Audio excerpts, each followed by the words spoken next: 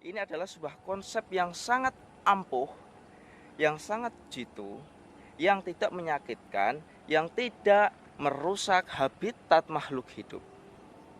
Karena manusia juga tidak dapat hidup sendiri. Kita selalu berdampingan, saling membutuhkan kepada sama manusia, juga kepada hewan, begitu juga hewan membutuhkan kepada manusia.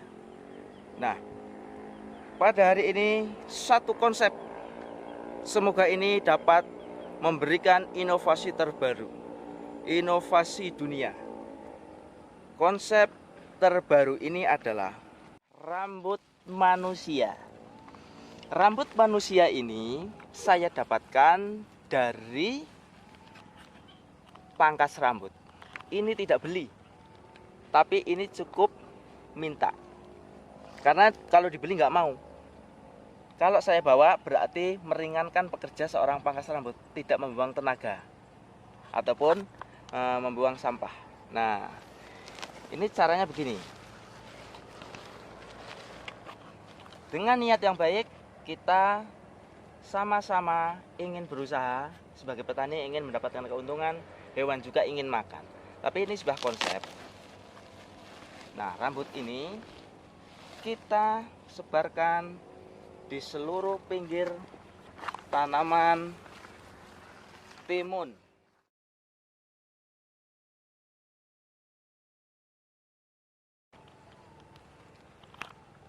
Assalamualaikum warahmatullahi wabarakatuh. Sahabat-sahabat tani sekalian, dimanapun Anda berada, saya hari ini habis menyemprot tanaman kebun timun saya yang letaknya di persawahan ini, kira-kira seluas 1/4 hektar. Nah, karena banyak sekali hamanya, ada ulat, ada kutu, ada segala macam, jadi sore ini saya fokuskan untuk melaksanakan penyemprotan tanaman timun saya. Karena tanaman timun saya ini sudah berumur hampir 4 minggu, jadi hampir mulai muncul bakal-bakal buah. Nah, seperti ini nih bakal buahnya. Nih, kan kelihatan. Nah, bakal buah ini tadi habis saya kasih nutrisi. Jadi agar besok buah ini cepat membesar, karena pada sore ini buah ini pasti akan mekar. Nah, oleh karena itu dalam perkebunan timun saya ini memang setiap harinya selalu saya kontrol, baik daunnya, kemudian panjangnya solor timun dalam setiap hari itu berapa sentimeter, saya pun pakai kontrol. Jadi bertani di era modern ini bukan hanya ada hama semacam kutu, kemudian jamur. Nah, seperti ini jamur nih. Nah, menguning nih, ini jamur, ini berpengaruh juga pada tanaman timun. Jamur. Nah, seperti ini ada jamur. Ya. Kalau daun-daun yang seperti ini adalah habis dimakan ulat tapi sudah terkendalikan. Nah, kemudian untuk gulma sudah teratasi, kelihatan bersih. Namun perlu kita ketahui bersama bahwasanya saya menanam timun ini di lokasi persawahan yang sangat luas. Namun persawahan ini jarang sekali, artinya petani-petani menanami sawah-sawahnya. Mungkin hanya ada beberapa tanaman jagung di samping, tanaman kacang panjang di samping. Perlu kita lihat bersama tanaman-tanaman tersebut agar kita mengetahui dena lokasi tanaman saya ini sebenarnya sangatlah riskan dengan suatu penyakit, yang penyakit ini sudah lama sekali belum dapat terselesaikan ataupun terkendalikan secara totalitas. Nah, di sebelah-sebelah tanaman saya ini ada tanaman jagung, kemudian tanaman kacang panjang ini. Nah, pada hari ini saya akan memaparkan bagaimana kesulitan petani, kendala petani dari dahulu sampai dengan zaman sekarang. Bahkan dengan kendala tersebut petani dapat mengalami kebangkrutan, petani dapat mengalami kerugian yang besar, dan akhirnya khususnya di dalam petani sayuran maupun pangan, beliau-beliau ini yang sudah mengalami tersebut akan bangkit kembali itu merasa ragu-ragu, karena ada satu hama, yang hama tersebut itu sangat luar biasa. Sebenarnya pada sore hari ini saya akan memberikan konsep yang sangat-sangatlah singkat, sangat-sangatlah murah secara ekonomis, kemudian sangat-sangatlah simpel, mudah didapat dimanapun kita berada. Karena bahannya di dunia ini ada, bahan bakunya di dunia ini ada. Nah, pada sore hari ini saya akan memaparkan bagaimana caranya kita mengendalikan dan mencegah tanaman dari gangguan serangan hama tikus. Tentunya sudah tidak asing lagi.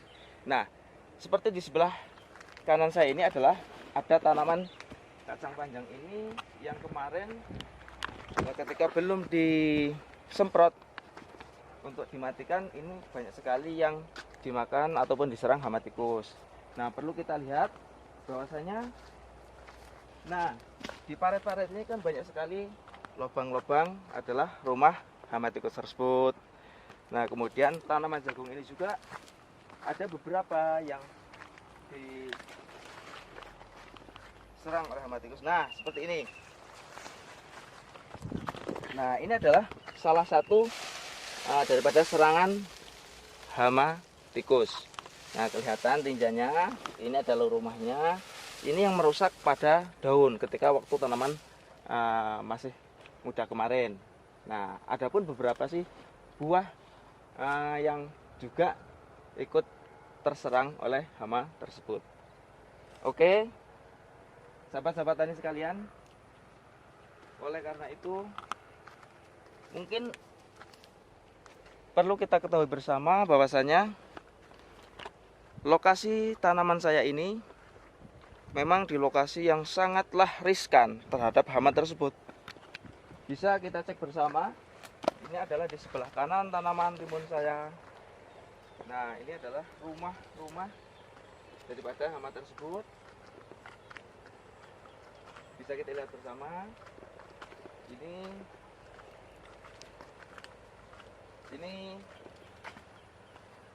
Nah, ini juga. Ini. Nah, kemudian perlu kita lihat bersama.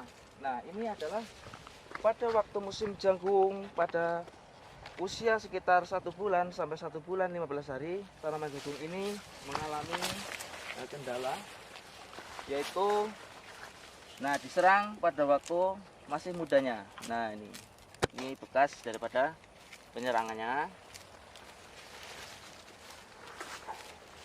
Nah, ini juga pada waktu jantan. Nah, ini, dan seluas ini yang terserang oleh hama tikus tersebut. Kemudian kita lihat di sebelah bawah tanaman timun saya.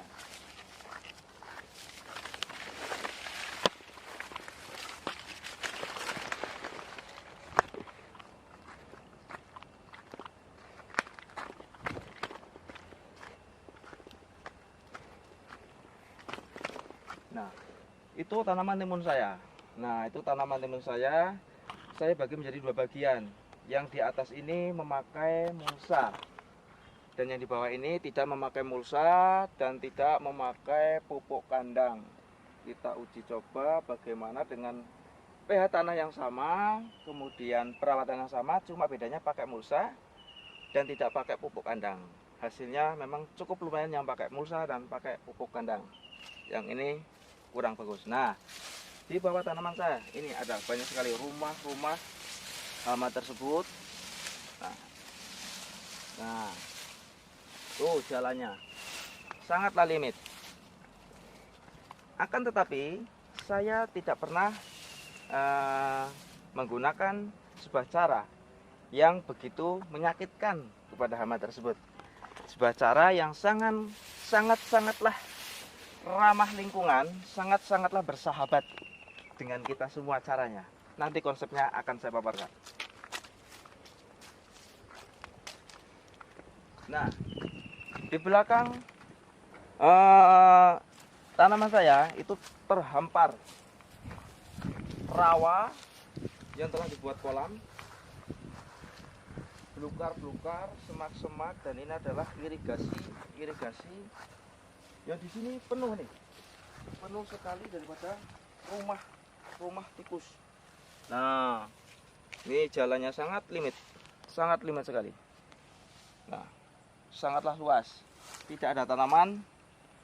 Jadi tempat saya menanam ini merupakan tempat yang sangat riskan terhadap hama tersebut. Kemudian di sebelah kanan saya ini pun lokasinya kosong. Semuanya sama, hamparan-hamparan yang penuh dengan lubang dan rumah-rumah hama tersebut.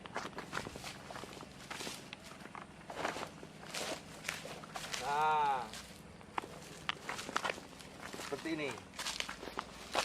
Tuh, banyak sekali. Sana juga banyak sekali. Nah, tuh. Dan itu masih dihuni semua. Hamparan rawa. Pada badengan-badengannya pun semuanya banyak sekali rumah-rumah hama tersebut. Oleh karena itu, marilah sahabat-sahabat tani semua dimanapun Anda berada di seluruh penjuru dunia. Ada suatu konsep yang sangat menarik. Konsep ini memang belum lama konsep ini ditemukan. Cuma mungkin Anda sangat penasaran sekali. Karena dalam sepanjang sejarah, mungkin dengan hama-hama tersebut adanya cuma kita obatin, kita kasih perangkap, dan lain sebagainya. Tapi pun hasilnya belum sangat maksimal. Pada hari ini, saya akan berbagi kepada sahabat-sahabat tani, Bapak Ibu tani di seluruh dunia ini untuk menggunakan sebuah konsep yang sangat maksimalis dengan biaya yang sangat ekonomis. Dengan apakah konsep tersebut? Konsep pengendalian dan pencegahan hama tikus, baik itu di musim biasa maupun pada musim serangan besar. Konsep ini sangatlah ramah lingkungan.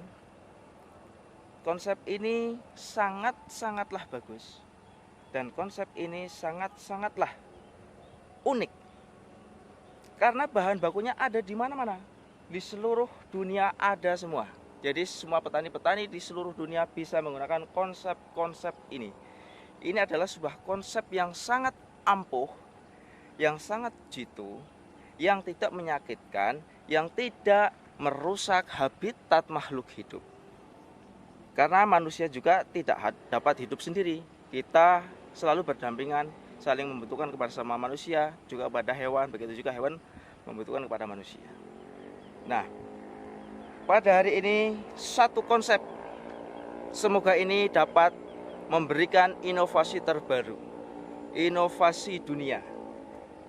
Konsep terbaru ini adalah cara yang sangatlah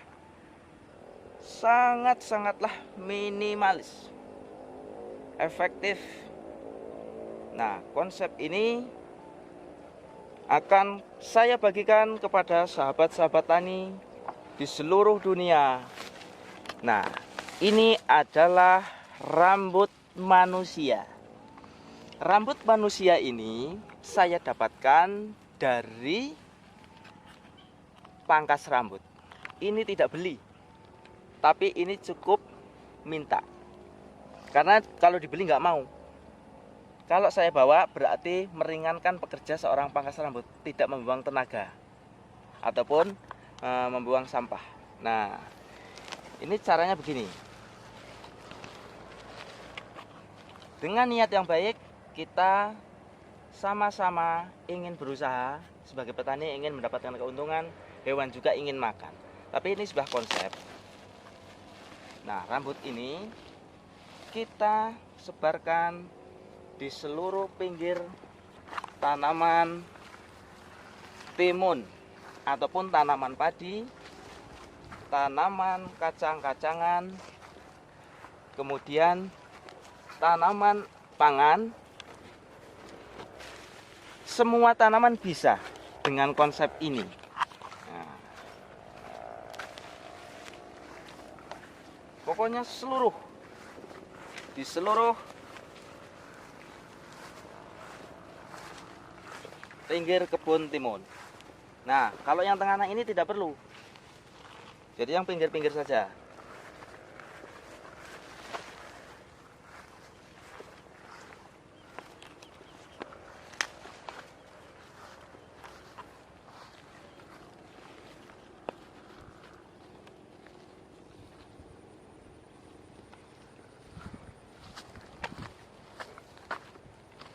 Terus kita taburkan terus sampai selesai.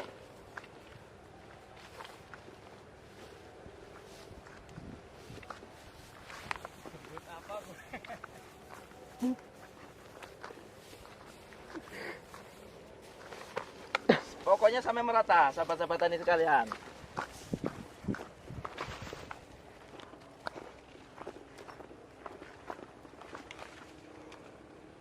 Nah,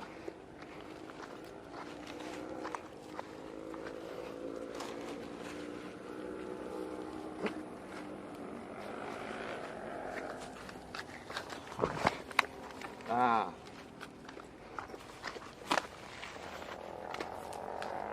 terus kita tabur.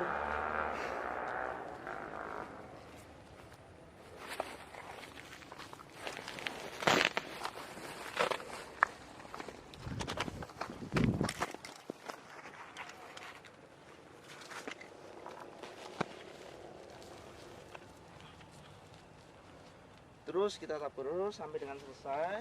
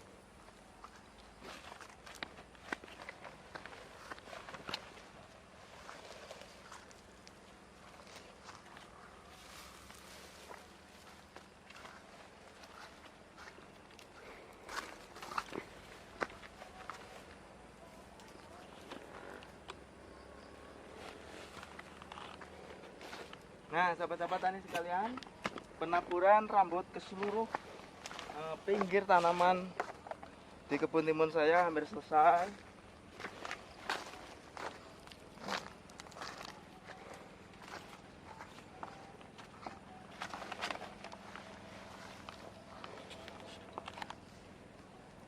Nah, ini penaburan rambut telah selesai. Alhamdulillah telah selesai. Jadi sebenarnya tanaman timun saya ini kemana sudah saya taburi rambut.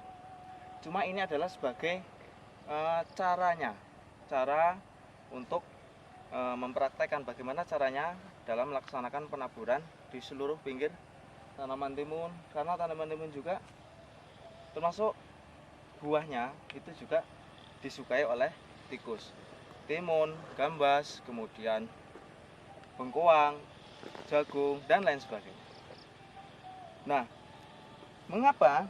Karena kemarin tanaman timun saya ini ada yang masih kecil itu dimakan. Nah, sebelah sini.